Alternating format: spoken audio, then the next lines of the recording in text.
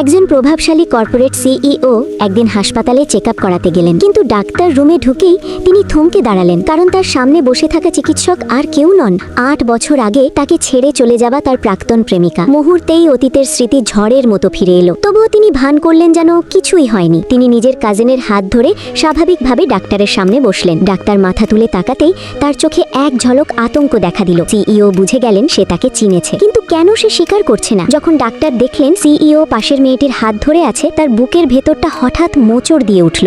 মেয়েটির পরিবার তার বিয়ের জন্য পাত্র খুঁজছে। সেই খবর শুনে তিনি সরাসরি পৌঁছে গেলেন সেই হোটেলে যেখানে মেয়েটির পাত্র দেখার অনুষ্ঠান চলছিল। হঠাৎ তাকে সামনে দেখে মেয়েটি স্তব্ধ হয়ে গেল। সিইও শান্ত গলায় বললেন, ডক্টর জিয়াং, কি কাকতালীয় দেখা? মেয়েটির হৃদস্পন্দন যেন থেমে গেল। পরিস্থিতি এড়াতে সে দ্রুত বাথরুমে চলে গেল। ওয়াশ বেসিনের সামনে দাঁড়িয়ে সে নিজেকে বলল, আমি তাকে ছেড়ে গিয়েছিলাম, আজ আবার তার সামনে দাঁড়ানোর অধিকার কি আমার আছে? ঠিক তখনই আয়নায় সে দেখল তার পিছনে দাঁড়িয়ে আছে সেই মানুষটি। সিইও ধীরে ধীরে বললেন, ৮ বছর পরও তুমি এখনো আমাকে এড়িয়ে চলছো? তার কথায় ঘরের বাতাস যেন হঠাৎ ভারী হয়ে উঠল। ঠিক তখনই বাইরে থেকে কারো কণ্ঠ ভেসে এলো, নানশান, তোমার পাত্র এসে গেছে। মেয়েটি একবার সামনে থাকা মানুষটির দিকে তাকালো, আর সিইওর চোখে তখন স্পষ্ট এক প্রশ্ন, এইবারও কি তুমি আমাকে ছেড়ে চলে যাবে? কিন্তু আসল সত্যটা তখনও কেউ জানতো না।